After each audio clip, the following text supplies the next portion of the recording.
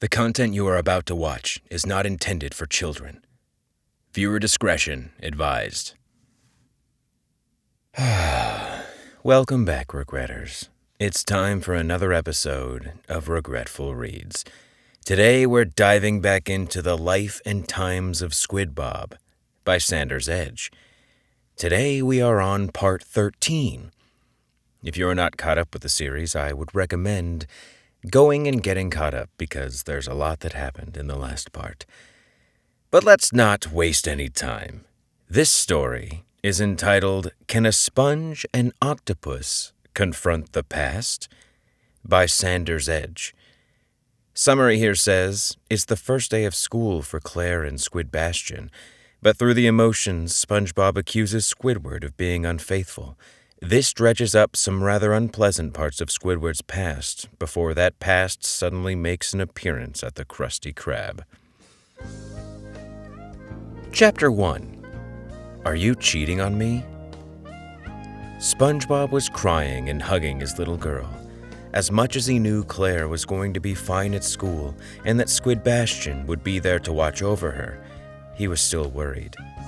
Plus, he didn't really know what he was going to do with all his newfound time either. Sure, he could work at the Krusty Krab, but the new staff was working so well that there wasn't really room for him behind the grill. Now, Claire, Spongebob dabbed his eyes. You're gonna do great. Be nice to your teacher and all the other kids in class. Daddy wants you to grow up and be smart like your brother. I will, Daddy. Claire was bursting with excitement. Now, I'm gonna be late. Come on, Squippy. The bus will be here any minute. With one final hug, the kids ran out the door to wait at the end of the driveway just as a big yellow bus came into view. It took all of SpongeBob's willpower not to run out and get one more hug before they climbed aboard the bus and headed off to school. Somehow he managed, though, and before he knew it, the bus was disappearing over the horizon. SpongeBob retreated to the couch, where he sat down and put his head into his hands. The tears flowed, forming a puddle on the ground, while he sobbed loudly. From the other room, Squidward appeared to see what was going on. He hadn't wanted to be there when the kids left, since he knew SpongeBob wanted the two little ones all to himself. So not wanting to interrupt, Squidward had said his goodbyes and then sat at the table waiting for the inevitable waterworks from his partner. Are you okay, Sponge? Squidward said, taking a seat on the couch next to him. They're going to be fine, I promise. Why weren't you here when they left? SpongeBob asked through his tears. I wanted to let you have your moment with them. Squidward felt a bit guilty. I said my goodbyes to them, though. Well, you should have been there. SpongeBob's voice sounded slightly icy. SpongeBob, what's wrong? Squidward wasn't prepared to have this conversation now, but it was clear it needed to be had. Ever since we got back from Hawaii, you've been snapping at me and acting weird. Oh, like you don't know what's wrong? SpongeBob's face was starting to get red. I don't. Squidward tried to remain cool. Are you cheating on me with Squilliam? SpongeBob asked point blank. What on earth are you talking about? Squidward nearly choked. How could SpongeBob even think this? He hadn't seen Squilliam in years, and didn't even have his phone number, so it wasn't like he could even chat with him on the phone. You heard me! SpongeBob spat. Are you cheating on me with Squilliam? Neptune's sake. Squidward huffed. No, I'm not cheating on you with Squilliam or anyone for that matter. How could you possibly think that? Gee, Squidward, let's see. SpongeBob glared at his partner. You told me you were trying to suppress feelings you had for him, which is why you were foolishly spending money on vacation. Then you told me that you wanted to go there because you two were supposed to go there in college. Were you married before? Do you still love him? For fuck's sake. Squidward slapped his forehead with his tentacle. No. When you said I was acting like him, it dredged up some old memories that I was trying to push away. Honestly, until I started thinking about it, I had completely forgotten that Squilliam and I had made plans to go back there in college. And no, we were never married. Is this what's been bugging you? Seriously? SpongeBob, I'm appalled you think I could be cheating on you based on one thing I said. Don't you trust me? As much as I've cared for you, you really think I'd just go fuck some other octopus? Seriously? Squidward didn't wait for SpongeBob to reply. Instead, he stood up and pulled out his shell phone and threw it onto the couch. Go through my phone if you don't believe me, Squidward snarled. I need to go to work. With that, Squidward left the house with a slam of the door. Seconds later, there was a sound of the engine starting, a chirp of the tires, and the roar of someone speeding away angrily. SpongeBob sat on the couch, his anger being replaced with sadness. He'd really screwed up this time and let his imagination trick him into thinking something that wasn't happening. Squidward was right. For as much as he'd been there, it wasn't right to accuse him of anything, especially without any proof. However, curiosity got the better of SpongeBob, and he picked up Squidward's phone. He started flipping through emails and texts, trying to find something to validate his suspicions, but nothing turned up. It was just a slew of work-related messages and some advertisements for musical instruments and the local orchestra. Scratching his head, SpongeBob continued to flip through the phone before landing on the notes application buried in the back of the phone. What's this? SpongeBob said out loud as he tapped the icon and began to read the files. Date ideas, places we should mate, mating positions, fantasies, and sponge anatomy. Wondering just what these were, SpongeBob opened the one that said date ideas. However, it quickly became apparent that these were date ideas for him and Squidward, not Squidward and some random person. The places we should mate and mating positions further cemented the idea that they involved him and not anyone else, while making SpongeBob blush with embarrassment. Finally, he tapped to open the file for sponge anatomy, and what he found surprised him. Listed on the page were all the things Squidward had learned while they'd been together, from how not to get pregnant to what pores were the best to use. I've really screwed up, SpongeBob said as tears started to gush out of his eyes again. How in the world am I gonna fix this?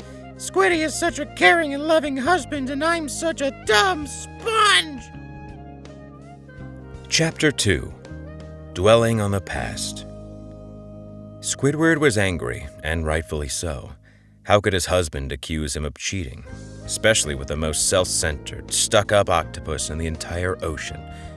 Just the mere thought of being intimate with Squilliam in any capacity made his stomach churn. Thankfully, the drive to the Krusty Krab was quick.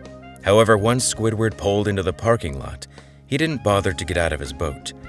Instead, he switched off the ignition and leaned back in the seat. Suddenly, like a bad movie, the whole ordeal with Squilliam started to creep into Squidward's head. So, my dearest Squiddy, Squilliam said while sitting on a couple's couch, we should really go on vacation.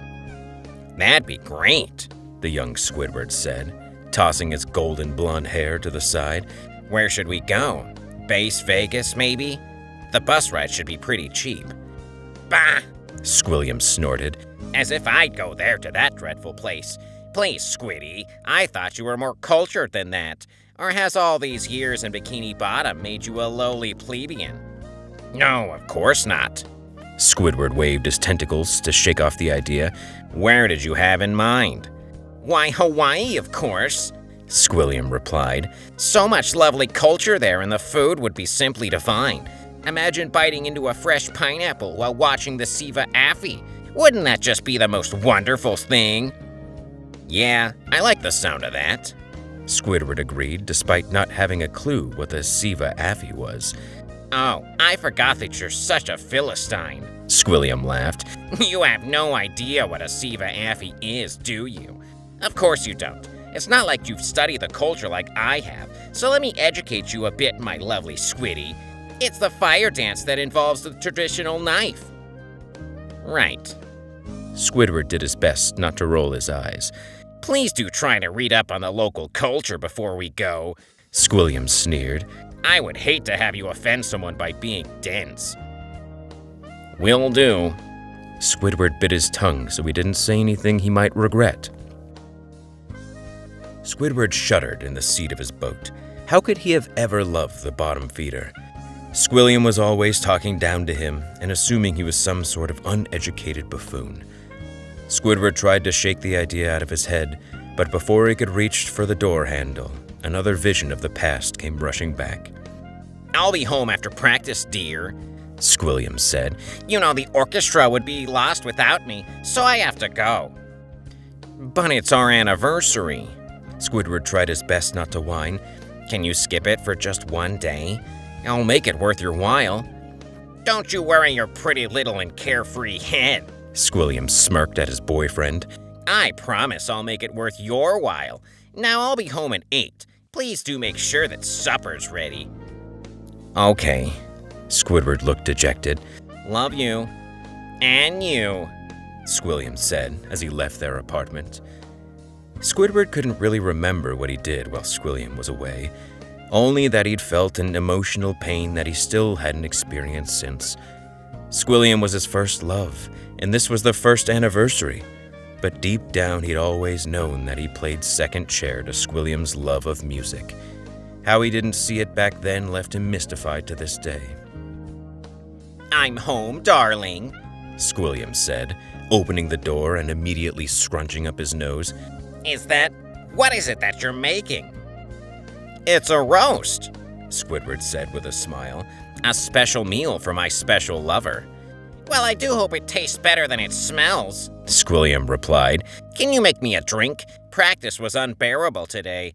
That gormless prick, Squincer Silkstocking, you know who that is, right? Well, he couldn't keep the tempo properly and kept playing in 6/8 time instead of 4/4 time.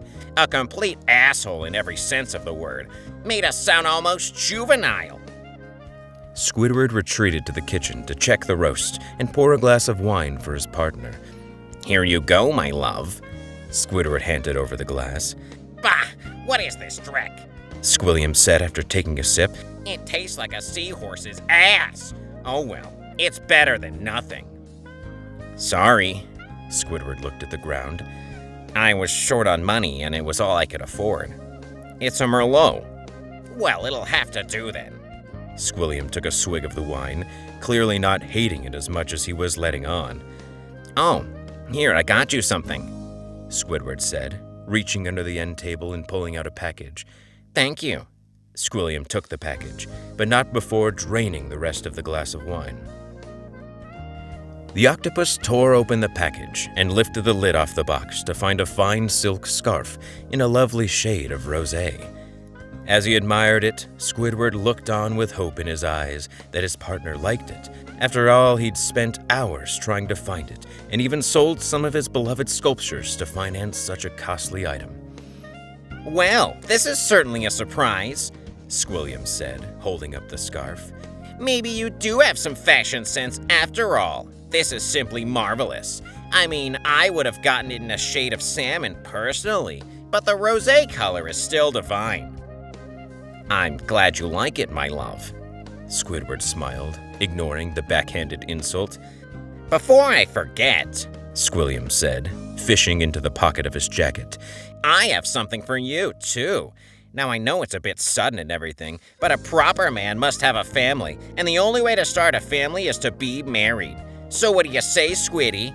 Would you like to be my life partner? Squilliam pulled out a small black box and opened it, showing off a simple gold ring inlaid with a mother of pearl and topped with a small sapphire. Of course! Squidward's eyes sparkled as he looked down at the ring. Squidward recoiled in his seat at the memories. How could he have ever been so naive to think that Squilliam wanted to marry him? Of course, at the time, he'd been overjoyed that he was going to get to spend his life with someone who was so cultured and on the path to stardom.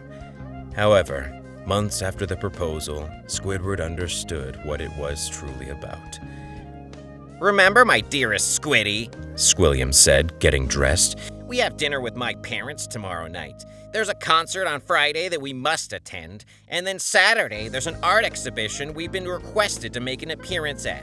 Sunday there's also a potential social gathering at my parents' country club, too. I thought we were supposed to do wedding planning on Saturday, Squidward asked, still lying in bed. I've been trying to set up a meeting with the planners for weeks. Darling, that can wait, Squilliam huffed. It's important that we show up at the art exhibition. After all, Squimithy Z. Mariana will be in attendance, and we simply must meet him. You know who that is, correct? Maybe, Squidward replied, feeling a sense of sadness that Squilliam kept putting off the wedding plans. Don't be such a rube, Squilliam laughed.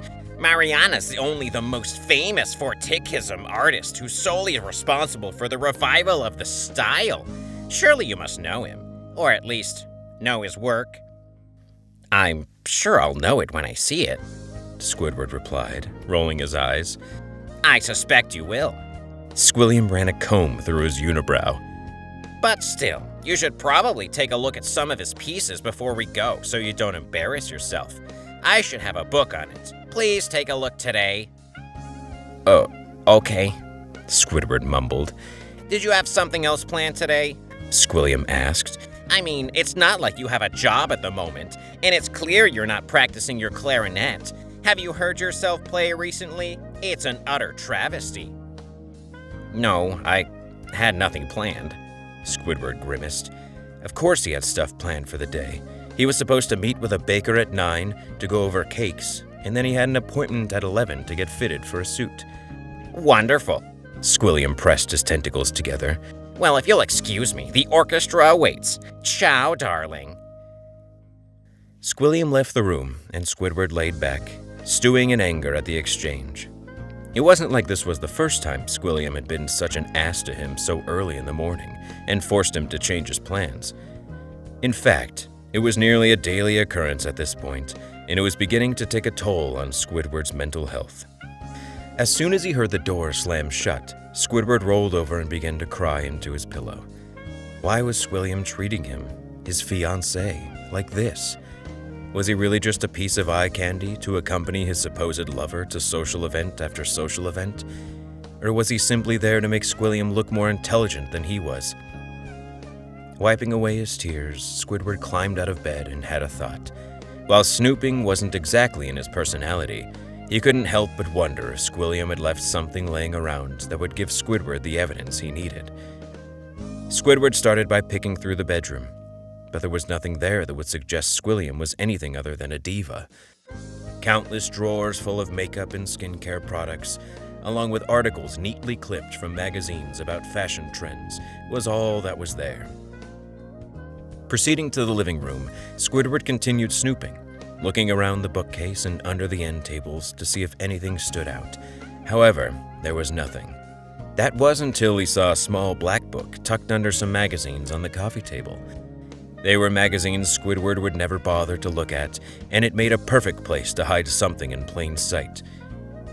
Pushing the magazines aside, Squidward picked up the book, but it was locked.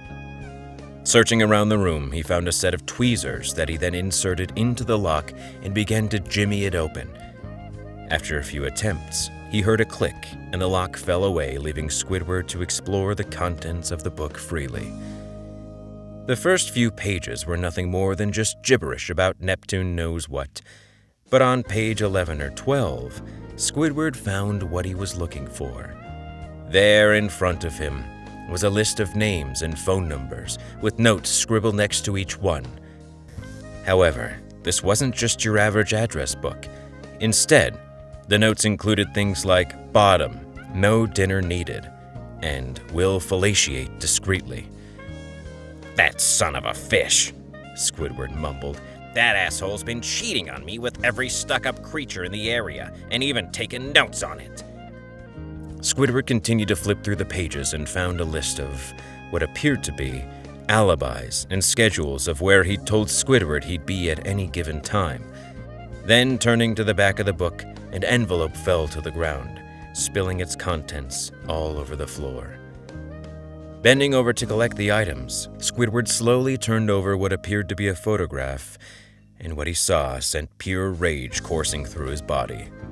There, in black and white picture, was a muscular octopus with bulging tentacles and a chiseled midsection completely nude in a provocative position. The other photos in the envelope were more of the same, too. All good-looking cephalopods in various poses. However, nothing contained anything that could identify Squilliam. When Squidward picked up the last one, all his suspicions suddenly became a reality, though. In a colored photo, there was a clear picture of Squilliam with his mating arm buried inside a purple octopus who was clearly in throes of ecstasy. Fuck him, Squidward said angrily, and threw the book and photos across the room, shattering a lamp in the process.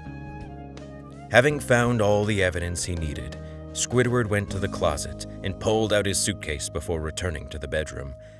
He knew he couldn't carry everything, so he threw some clothes into his luggage, grabbed a few books, and his beloved clarinet. Squidward hated to leave the art pieces he'd bought behind, but there was simply no room for them.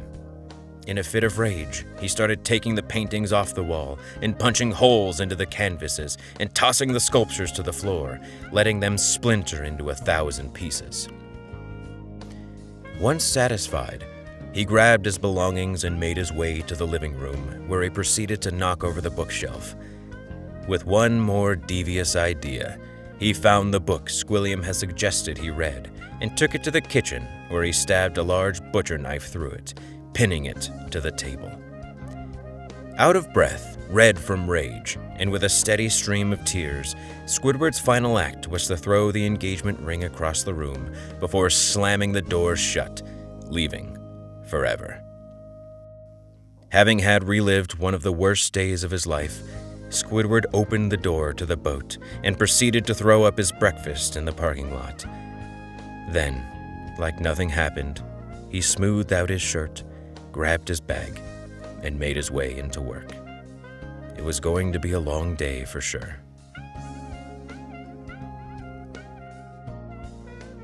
Chapter 3. The past comes back to haunt an octopus. The day was particularly shitty for Squidward. The events of the morning had tainted his day, and the trauma of reliving his relationship with Squilliam only added to the shittiness. The fellow employees at the Krusty Krab took notice of it too. Typically, Squidward was in a good mood, or at least a decent enough mood, so they knew something must be up. However, none of them wanted to touch on the subject in case it'd been something with Squidward's home life, even if none of them could believe there ever be anything wrong with that perfect marriage. Back at the Pineapple, things were equally as bad for Spongebob, who'd spent the better part of the morning wailing loudly at his mistake. He couldn't believe that he'd been so stupid as to accuse his husband of cheating, and all because his mind created a scenario that didn't exist. The sponge knew he trusted his husband and couldn't figure out why something like this would have ever crept into his consciousness. Time and time again, Spongebob tried calling and texting Squidward, but there was never any answer. Feeling dejected, Spongebob flopped down back on the couch and quickly realized why no one was answering. Squidward had thrown his phone in disgust and left home without it. I have to go to the Krusty Krab, Spongebob said, doing his best to compose himself. Climbing the stairs, Spongebob made a beeline for the shower to get cleaned up the best he could before rifling through the closet to find Squidward's favorite outfit, a pair of dark brown pants and a purple button-up. You can do this, Spongy, he said to himself as he grabbed the phone and headed out the door. Meanwhile, while Spongebob was getting ready back home, Squidward sat in his office sulking. He thought about calling his husband and apologizing for the outburst. While he wasn't really at fault, sometimes it was just better to bite the bullet and apologize without letting things linger. However, every time he reached for his phone, he remembered he'd thrown it before he left. Mr. Squidward? Squinifer Rockreef, the restaurant's waitress, said as she popped her head into the office. Yes, Squinny. Squidward looked up from his papers. What's going on? There's someone here to see you, she replied. Who is it? Squidward asked, hopeful it was his husband. Is it Spongebob? No, sir. Squenny gave him a funny look. It's another octopus. They said they know you, and we're just in the neighborhood. Squidward didn't have any friends nearby, nor did he really have any fellow cephalopods that were good enough friends to want to stop by to say hello. Figuring it was just a salesman trying some stupid tactic, Squidward got up from his desk and followed Squenny out into the dining area, where his jaw suddenly dropped. Greetings, old bean, A familiar voice said. It was Squilliam. What are you doing here? Squidward's voice sounded cold. After the morning he'd had, this seemed like a cruel joke being played on him by the universe. I was just in the neighborhood and figured I'd swing by to see my favorite cephalopod. Squilliam laughed. Can a friend not say hi? Hi, Squidward replied. Now, if you'll excuse me, I have some pressing work to attend to. I'm the only customer here. Squilliam looked around. Unless I'm going to order something, what work do you possibly have to attend to? Squidward-san, Kiyoshi Ishikawa walked up to the boss. Do you need some help?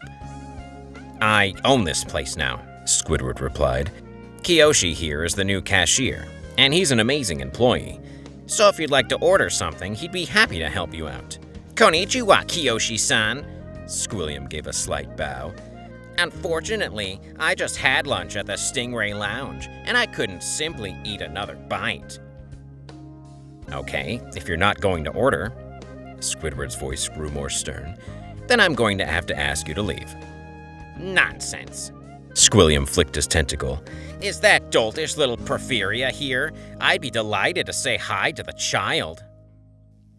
No, SpongeBob is at home. Squidward's eyes narrowed. He's not a child either. Apologies for insulting your boyfriend. Squilliam let out a chuckle. Boyfriend? Squenny suddenly asked. Is he talking about Mr. SpongeBob? Indeed I am. Squilliam looked over at the young female octopus. And what is your name? You really are a beautiful young lady. Why are you working in such a grungy place like this? Squenny, she replied. And I like working here. Mr. Squidward and Mr. SpongeBob are wonderful bosses. That little yellow jejune is the boss here? Squilliam looked puzzled. How in the world did such a puerile creature become the boss? Guess he's sleeping with the owner then, eh, Squidward? I mean, they are married, Squenny said nonchalantly as she walked away. Married? Squilliam nearly choked on his own tongue. Squidward, darling, what a miserable life you're living. Owning a rotten place like this and married to a juvenile? Is he even old enough to be married? I mean, you're robbing the cradle a bit, aren't you? Just think you could have had me, this fine specimen of high society, but you settled for that underage twat. Don't get me wrong, I enjoy them nice and young, but have some dignity, Squidward, and at least make sure they're legal. I'll have you know, a voice screamed as the front door opened. I'm 35 years old! And there he is. Squilliam turned to see what the commotion was about. Good afternoon, SpongeBob. I assume you're here to see your beloved husband? What business is it to you? SpongeBob glared at the uptight octopus. And just what are you doing here anyway? I came by to see my good friend Squidward, Squilliam said. Now, if you'll excuse me, the adults are having a conversation. Why don't you get a crusty kitty meal? On me, of course. I'm sure Squidward here has some wonderful toys inside it that you can play with. I'm gonna say this only one more time. Squidward got close to Squilliam. Fuck you and fuck off. SpongeBob is my husband, and you're not gonna come into our business and act like this. You're not welcome here. Now, is that any way to talk to your fiancé? Squilliam eyed SpongeBob, who suddenly looked crushed. Fiancé? SpongeBob's eyes grew huge. What is that about, Squidward? I was engaged to this shithead back in college, Squidward replied. We broke it off because he couldn't keep his mating arm where it belonged, and he abused me. Why didn't you tell me? SpongeBob's lip quivered. Because only you and I matter now. Squidward said point blank. Not this piece of shit. Before anyone could respond, though, Squilliam leaned over and, with both tentacles, pushed Spongebob as hard as he could, sending him flying into a table and chairs. I said the adults were talking. Squilliam hollered. Now don't be insolent and let us talk. Squidward turned to run to Spongebob, but was caught by Squilliam before he could make a move. This caused Squidward to turn on his former lover and smack him hard across the face, leaving an imprint of his suction cups behind. Squilliam reached up to touch the welt and narrowed his eyes before lunging at Squidward. Yay! A huge, booming Scottish voice filled the room. What in the fuck you think you're doing, laddie? The restaurant's cook, William McCrabson, scuttled out of the kitchen holding a huge butcher knife and with fire in his soul. The crab had always told his fellow coworkers that while he was docile, it only took a second for him to ignite that Scottish rage when something happened that required it. Apparently, assaulting the owners was just what it took to fire him up.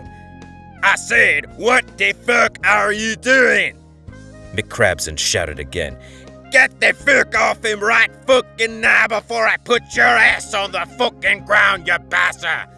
I'll be giving you till the count of 3 to get to fuck out or hear your airspace. Now, sir, Squilliam got off Squidward, smoothing out his robe. There's no need to be violent. What? McCrabson shouted. We were just having a little chat. Squilliam started backing up towards the door as the crab took another step closer.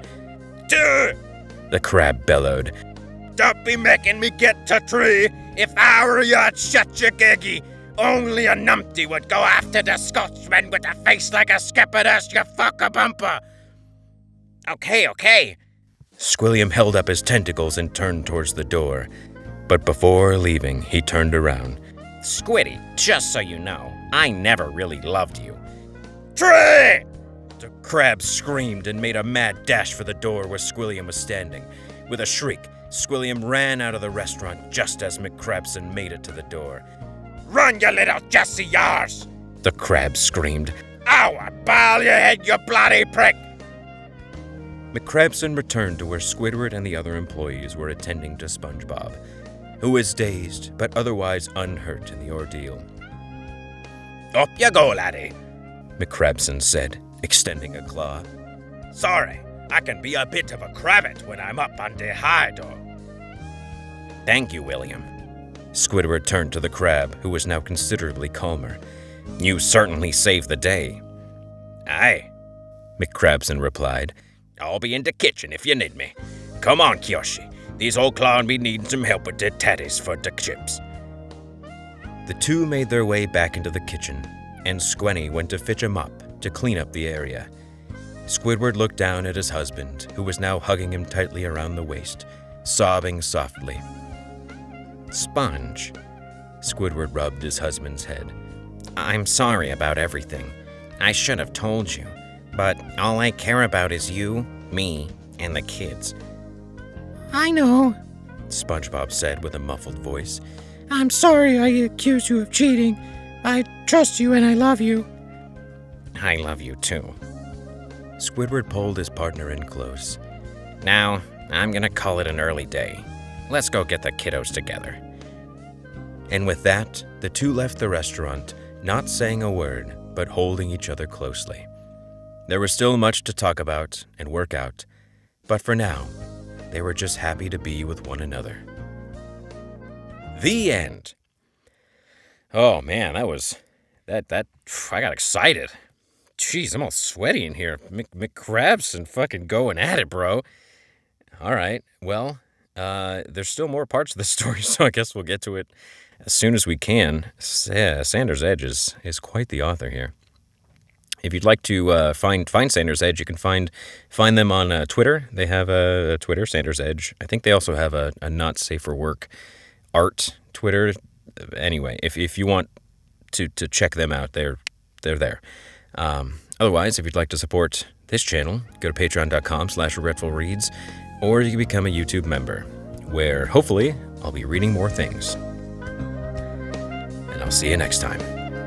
Take care.